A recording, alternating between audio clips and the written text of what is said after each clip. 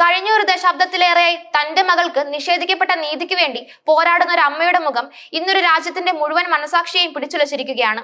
കാലം എത്ര കഴിഞ്ഞിട്ടും മായാതെ നിൽക്കുന്ന ആ അമ്മയുടെ കണ്ണുകളിൽ നിശ്ചയദാർഢ്യം സ്നേഹത്തിന്റെയും ശക്തിയുടെയും മാത്രമല്ല, നിഷേധിക്കപ്പെട്ട നീതിക്ക് വേണ്ടിയുള്ള ഒരു ജനതയുടെ പോരാട്ടത്തെ കൂടിയാണ് അടയാളപ്പെടുത്തുന്നത്. ഓരോ ദിവസവും നീതിക്ക് വേണ്ടി അവർ മുട്ടുന്ന വാതിലുകൾ ഒരു സമൂഹത്തിന്റെ പരാജയത്തെയും നീതിന്യായ വ്യവസ്ഥയുടെ കെട്ടുപാടുകളെയും വിളിച്ചു പറയുന്നു.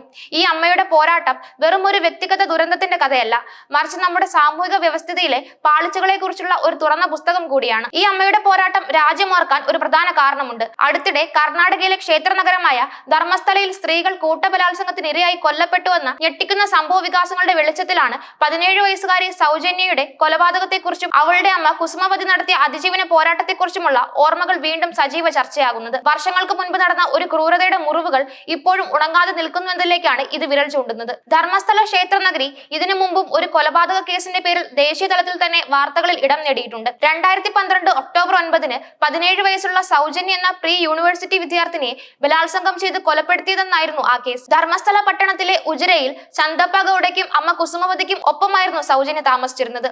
സാധാരണക്കാരായ ആ കുടുംബത്തിൽ അച്ഛൻ പൊതുമരാമത്ത് വകുപ്പിൽ കോൺട്രാക്ടറായും അമ്മ വീട്ടമ്മയായുമാണ് ജീവിതം മുന്നോട്ട് കൊണ്ടുപോയിരുന്നത്.